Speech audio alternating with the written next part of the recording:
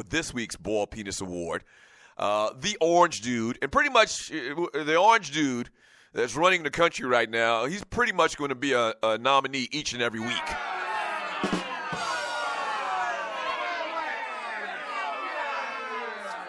And I don't know specifically what the orange dude did this week to get nominated. Just know that he did something stupid and idiotic to get nominated, said something stupid, did something stupid this week.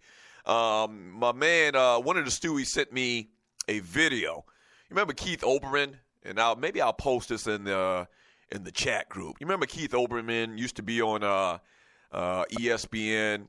He did the top 50 dumb things or stupid things that Donald Trump has said in his first 3 weeks in office. Fascinating stuff, man. So he's nominated.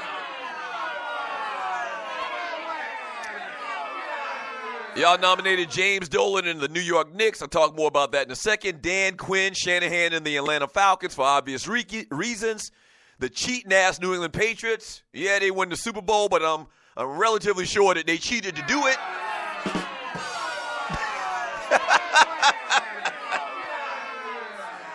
Kellyanne Conway with this whole Bowling Green fiasco, lied as she told. And also, I just threw this in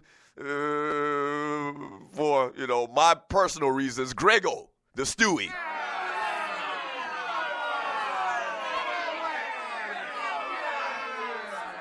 The resident New England Patriots fan. So those are your nominees. Go to the Doug Stewart Show Facebook chat group. It's pinned to the top. And cast your vote.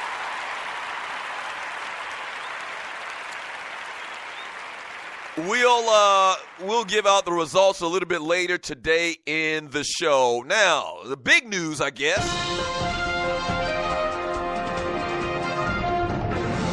The stinking ass Duke Blue Devils won last night, beating North Carolina 86-78.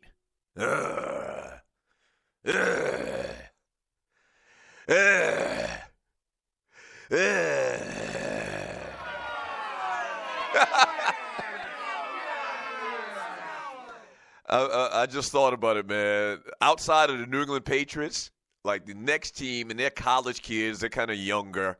So you're really not supposed to have, hate towards young people, I guess. That's kind of like one of the industry things or whatever. It's not that I hate the players or anything like that. It's nothing about the players. I just hate that damn mascot, their colors, and the school.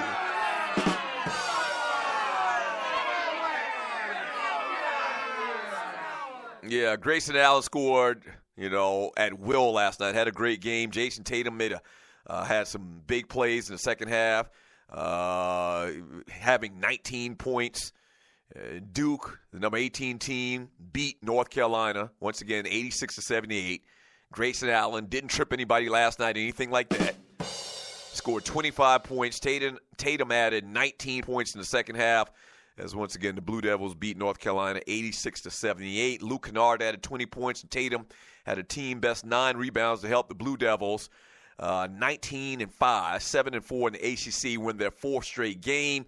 Justin Jackson scored 21 points, and Joel Berry, second, finished with 15 for the Tar Heels, who are 21-5, 9-3 in ACC, who were just 10 of 18 from the free throw line, 8 of 15 in the second half, and dropping into first place tie with Florida State. I'm not really, I've never, and it's funny, I guess my whole life living in ACC country, I've never said Duke is my team, and I'm kind of strange like that. I've just talked about how I never really had an NFL team growing up that I specifically rooted for. Same thing with college basketball. For the most part, I rooted, I guess, technically for Georgetown. It's just because of the Georgetown story with John Thompson and all of the black players back in the day. But being from ACC country, just a natural thing to do is to have an ACC team. Never really openly rooted for North Carolina or Duke. Never. But I guess I would prefer to see North Carolina or anybody else in the ACC, Georgia Tech, North Carolina State, Wake Forest, beat Duke.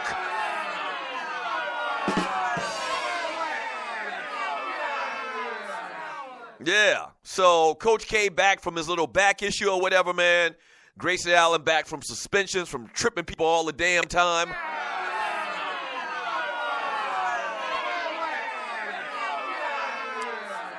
and Duke starting to play good basketball. The Blue Devils have a marquee victory now in beating North Carolina. Before their win last night, probably their best win was against number 17 Florida in New York in December, way back at the start of the season.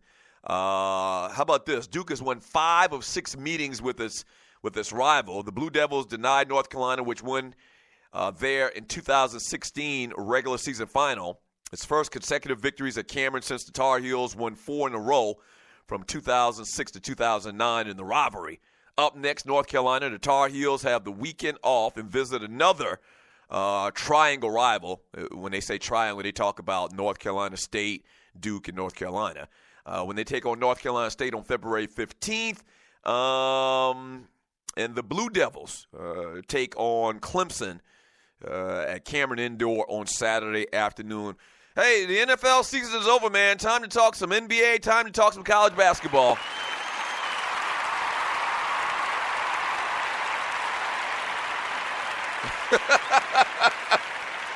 Yeah. And the other kind of big news that we'll kind of finish up on is still a little bit of fallout from the Charles Oakley New York Knicks fiasco.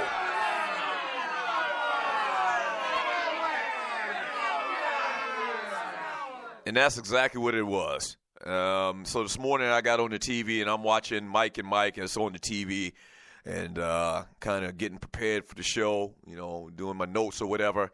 And they have an interview with Charles Oakley. And in this interview with Charles Oakley, man, Charles Oakley is the illest, first of all. I mean, Ball Award to Charles Oakley. Let me say that from the very top.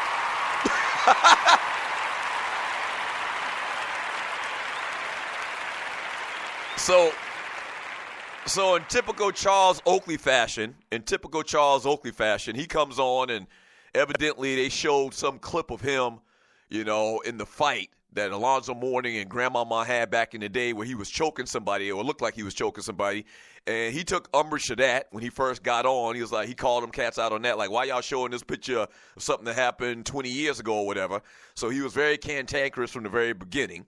So he comes on and he answers the questions, man. And after watching it and listening to it, I am more satisfied today that the New York Knicks set that man up yesterday or the night before when they had this big thing went down.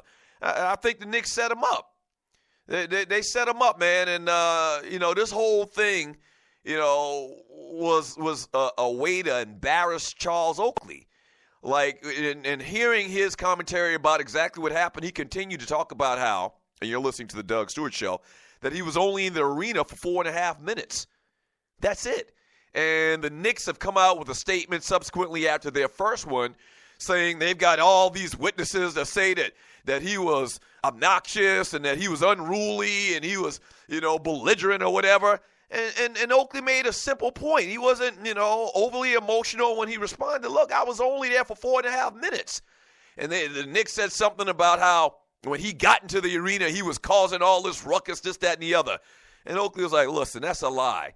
If I cause all of this ruckus, walking down corridors, trying to get to my seat, in 4.5 minutes, by the time I get to my seat, a minute or two later, all of the security comes up, then I must be a bad man. And it's not possible. He even said, listen, they could piece together videotape if they wanted to, showing him the second he came into the building to the time that he got to his seat when all of these things went down.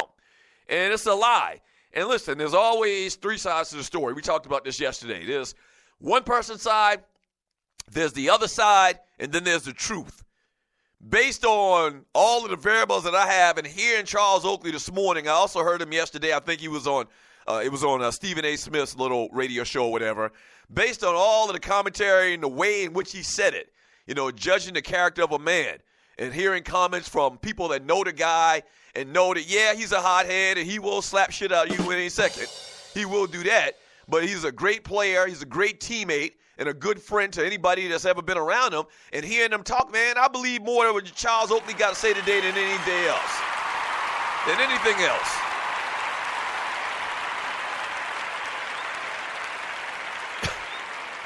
Right. And then the Knicks seem like they're on some type of smear campaign with the comments that they released first. You know, the very first comments they released in talking about the incident, they threw shade. We hope that Charles gets help, like there's something wrong with him, like he's got some type of mental disorder or something like that, or he's an alcoholic or something like that. That was bad in itself. And all of the statements, and then the statements that they put out this morning, they just continue on like this smear campaign. Everybody that we talk to, everybody you talk to is a New York Knicks employee. Everybody that you talk to are the people that you send out there to go get the man. And that's what they do.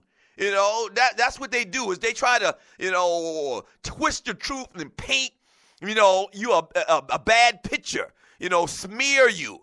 And there's no documentation, so it's just based on what you want to believe and what the media puts out there. It's just bad, man. Shame on the New York Knicks. We got the Knicks nominated for a Ball Penis Award. You better believe we got the Knicks nominated for a Ball Penis Award.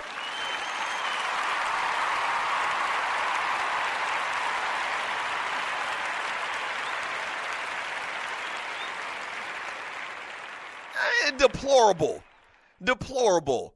And listen, and you're listening to the Doug Stewart Show. We got to go to a break now. We're going to get back. We're going to talk about Mike Shanahan and his new job and what he had to say about blowing the freaking Super Bowl last weekend.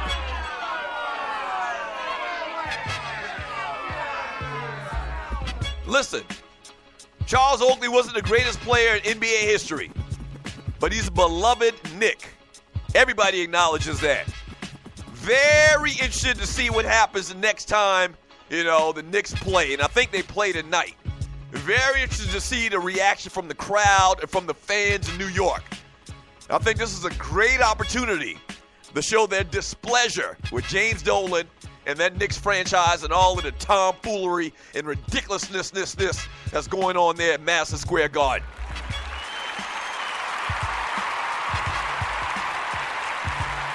Yeah. Shame on you. Shame on y'all, New York Knicks. All right, speaking of the Knicks, man, we'll talk about Phil Jackson a little bit later, where he kind of clarifies or tries to clarify his tweet the other day about Carmelo Anthony. So we'll get into that. But up next, man, more football talk. It's a fantastic, freaky, funny Football Friday. Kind of like in our cleansing and excising our demons here in Atlanta, man, Kyle Shanahan speaks.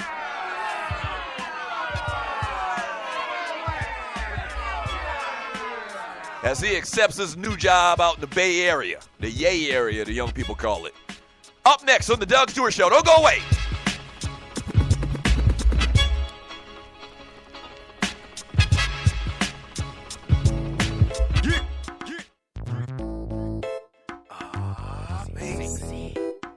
That's what she is. That one been red, but it cool with me though, Keep the heels on. Sweats in the shoes sometime. Probably cut the rag. Yeah. I like her though, you know what I'm saying? Yeah. This is for the sexy ladies. The way you move it, baby, yeah, it's driving me crazy. And you should use your loving to taste me. I need a fly chick to upgrade me. She amazing. This is for the sexy ladies. The way you move is driving me crazy. And you should use your loving to taste me. I need a fly chick to upgrade me. She Put your high heel boots on, baby. I don't wanna know you if your ass fugazi. I need a gangster boo just to have my baby. Girl, you so crazy. You gotta use your energy, you can't be lazy. I told you, girl, if you wanna go, just page me. The way you handle biz, yeah, you really amaze me. And you should use your loving to tase me. I'm shocked, I ripped, I rocked, I popped. I mean, before we got butt naked and did our thing, man. Okay, the way you bling make a brother wanna sing. All hype before I turn off the lights like sweet dreams. I love her in the heels, standing tall like a Barbie doll. Gone like no other, told her mama that I love her. Yeah, I'm on another level. Shouted real cool, plus a lace front of fool. She amazing. Ladies, the way you move it, baby, yeah, it's driving me crazy. And you should use your loving to taste me. I need a fly chick to upgrade me. She amazing. This is for the sexy ladies. The way you move is driving me crazy. And you should use your loving to taste me. I need a fly chick to upgrade me. She amazing. The way you move, she it amazing. really turns me on. Got my nose